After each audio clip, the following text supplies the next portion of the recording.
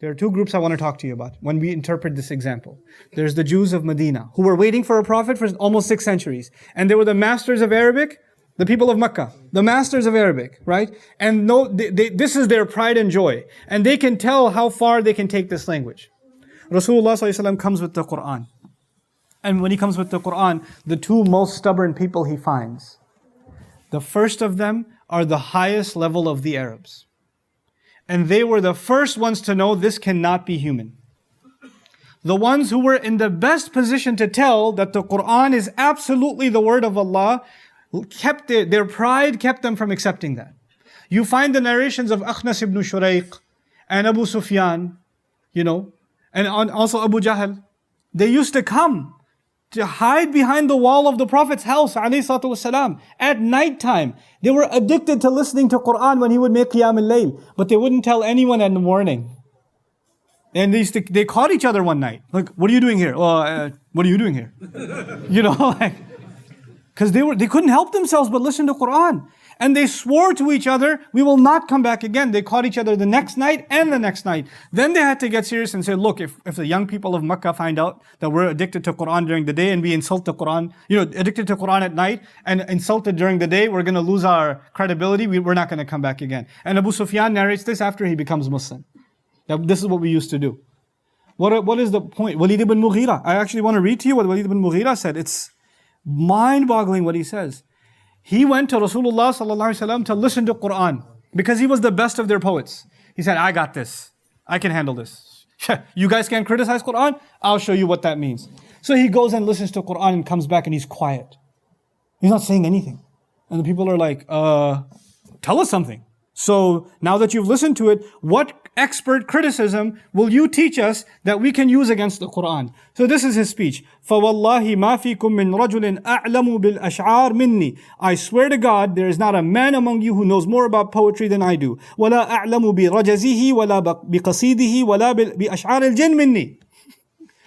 He said, nobody knows the right meter. You got to drop a rhyme at a certain number of syllables. Nobody understands that. Or the length of poetry, the qasida. Nobody knows that. Nobody even knows the poetry of the jinn better than I do.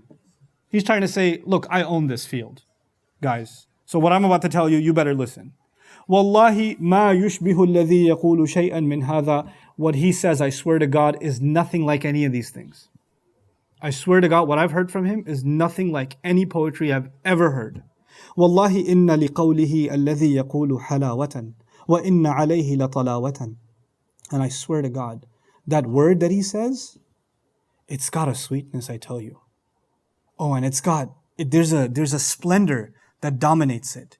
وَإِنَّهُ لَمُثْمِرٌ أَعْلَاهُ. And the high points of it are full of fruits, man. I hear it, and that's what my impression is. وَأَسْفَلُهُ وَمُغْدِقٌ أَسْفَلُهُ. And the low points of it are full of treasure. They're abundant. وَإِنَّهُ لَيَعْلُو وَمَا يُعْلَى. And this word will overcome, and it will not be overcome. This is not a Muslim speaking. This is one of the Islam enemy number one of the time, Walid ibn Mughira. This is his reaction to the Quran. وَإِنَّهُ لَيَحْطِمُ مَا تَحْتَهُ. And it will crush anything underneath it. قَالَ لَا يَرْضَى عَنْكَ قَوْمُكَ حَتَّى تَقُولُ فِيهِ. They said, look, your people are not going to be happy with you until you come up with a criticism about it, okay?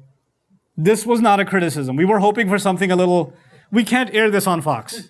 We need something a lot better than, you need to give us something else, So he says, فَدَعْنِي حَتَّى أُفَكِّرْ. He says, okay, let me think. فَلَمَّا فَكَّرْ. When he thought about it, قَالْ هَذَا السِّحْرُ يُؤْثَرُ. He said, this is magic. Tell people this is magic. And people who hear it get impacted by it.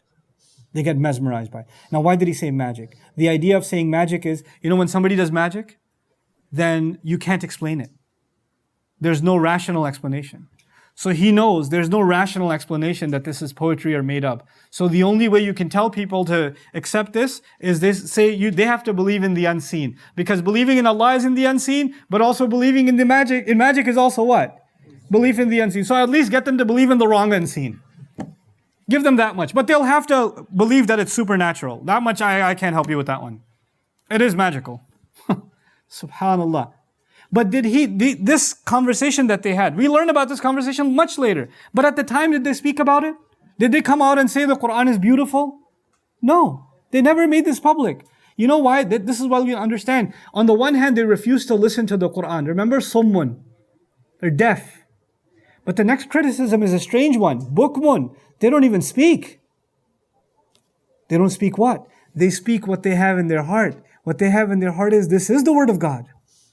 This is the truth. But I can't say that.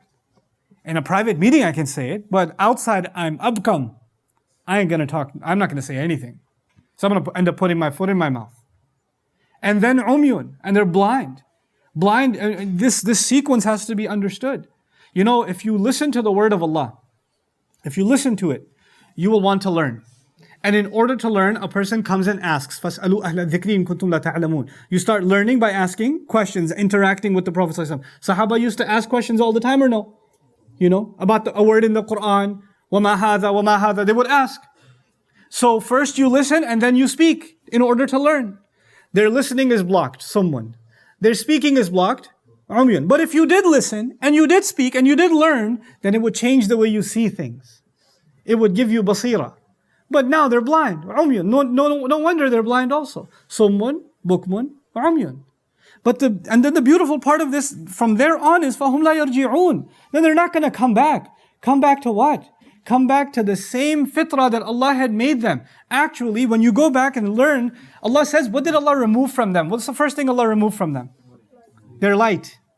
You know, the ruh inside of the human being that was poured inside the human being when we were babies, that ruh is also called nur. أَوَّلُ مَا خَلَقَ اللَّهُ نُورِ. Rasul says, the first ruh created was mine. He used the word nur instead. This thing inside of us is nur. We say, and this lives inside of our heart. And Quran itself is also what? It's nur. And we make dua to Allah, Allahumma nawwir qulubana bi nur al-Quran. Make our hearts full of what? Full of light. Full of light. The parable in Surah An-Nur is of the heart being filled with light.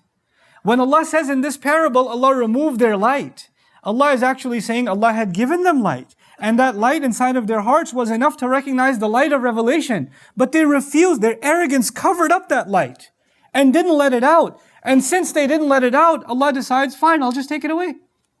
You don't want the light? You don't want your fitrah there? I'll remove it from you. If you don't exercise what God has given you, then it'll be taken away. And that's a principle of Allah's creation.